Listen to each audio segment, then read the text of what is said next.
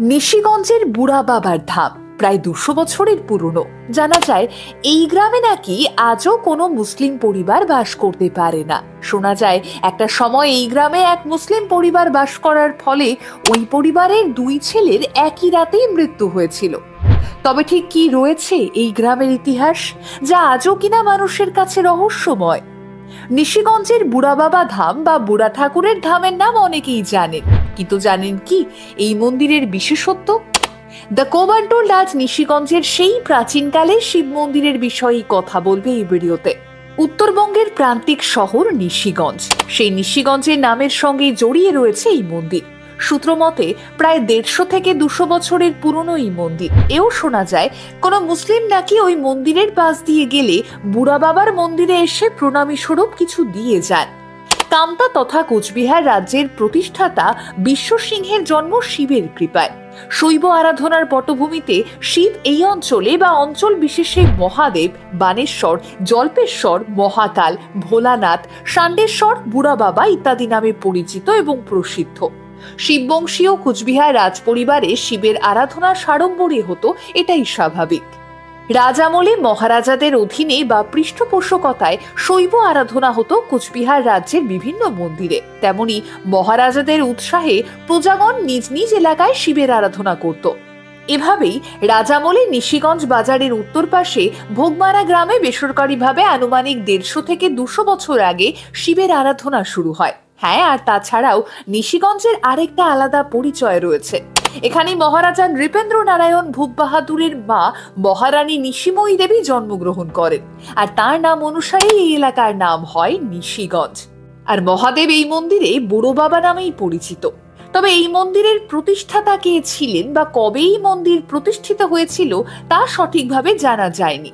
তবে বর্তমানে মন্দিরের অবস্থান, প্রকৃতি, প্রাচীন গাছ এবং জনশ্রুতি অনুযায়ী এই মন্দির সৃষ্টি হয়েছিল বলে ধরা হয় শতাধিক বছর পূর্বের সময়কে। প্রাচীন এই শিব মন্দির বা বুড়া বাবার ধাম কোচবিহার জেলার পুরাকীর্তি নিদর্শন বহন করে আজও। বুড়া বাবার ধামে পুরনো মন্দিরের কাঠামো নষ্ট হয়ে গেলেও এলাকাবাসীরা নতুন করেই মন্দিরটিকে গড়ে তুলেছেন। পুরনো শিবলিঙ্গকে মন্দিরের অভ্যন্তরে প্রতিষ্ঠা করে নিত্য পুজো দেওয়া হয়। এছাড়াও শিবের বাহন বাঘ, ষাঁড়কে মন্দিরের অভ্যন্তরেই রাখা হয়েছে। মন্দিরের ভেতর চোখে পড়ে বহু পুরনো ঘণ্টা এবং ত্রিশূল। এছাড়াও মহাদেবের একটি বাৎসরিক মূর্তি প্রতিষ্ঠা করা হয়। প্রাচীন এই জাগ্রত মন্দিরকে ঘিরে এলাকাবাসী এবং বিভিন্ন অঞ্চলের লোকজনদের মধ্যে যথেষ্ট উন্মাদনা লক্ষ্য করা যায়। অনেকেই দূর দূরান্ত থেকে ছুটে আসেন বুড়া বাবার কাছে, মানত করেন এবং তা নাকি ফলেও যায় হাতে নাতে। অসমীয়া ব্রাহ্মণ বিশ্বজিৎ দেব শর্মা পুরুষানুক্রমিকভাবেই এখানে পুজো করে আসছেন। তবে বর্তমানে সূর্যমোহন বর্মনের পরিবারই এখানে নিয়মিত পুজো করে। পুজো দেন বাসনা বর্মন।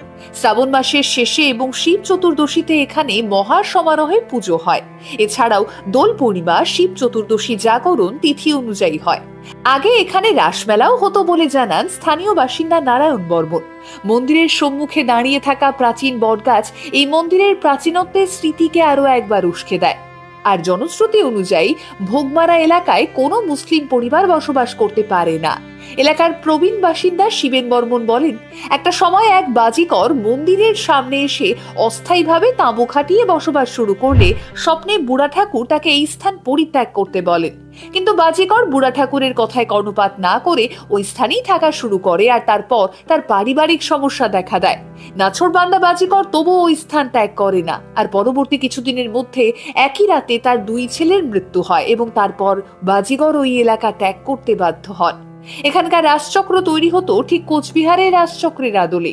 থাকতো বিরাট পুতনা রাক্ষসীর বিরাট মূর্তি, চারিদিকে থাকতো বিভিন্ন দেবদেবীর অসংখ্য মূর্তি। মেলা উপলক্ষে এক নাগাড়ে মনোরঞ্জনের জন্য বিভিন্ন দল যেমন কুষাণ দোতরা ডাঙ্গা যাত্রা, বিশ্বহারা গানের আসর বসত প্রায় 12 থেকে 15 দিন। মন্দির এলাকার বাইরে বসত বিরাট মেলা। কোচবিহারের মাথাভাঙা শহর থেকে আসতো বিরাট মনোহরী দোকান। পুন্ডিবাড়ি মাথাভাঙা থেকে আসতো মিষ্টির দোকান। এছাড়াও বিভিন্ন জায়গায় নানান সামগ্রীর দোকান এখানে পসার জমাতো। থাকতো সার্কাস, ম্যাজিক, পুতুল নাচ, আরো কত কি। প্রতিদিন বিশেষত সন্ধ্যাবেলা থেকে হাজার হাজার মানুষ, যার মধ্যে মহিলাদের সংখ্যাই বেশি, তারা আসতেন সকলে মেলায়।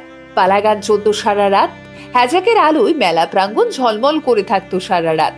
শতবর্ষ প্রাচীন এই দেবালয়টি এখন এলাকা ভক্তপ্রাণ মানুষের কাছে সদা জাগ্রত। উত্তরবঙ্গ তথা উত্তর পূর্বের বহু মানুষ এখানে আসেন বুড়া ঠাকুরের দর্শন করতে। আপনিও যদি কখনো এই মন্দিরে গিয়ে থাকেন অবশ্যই কমেন্ট করে জানাবেন আমাদের।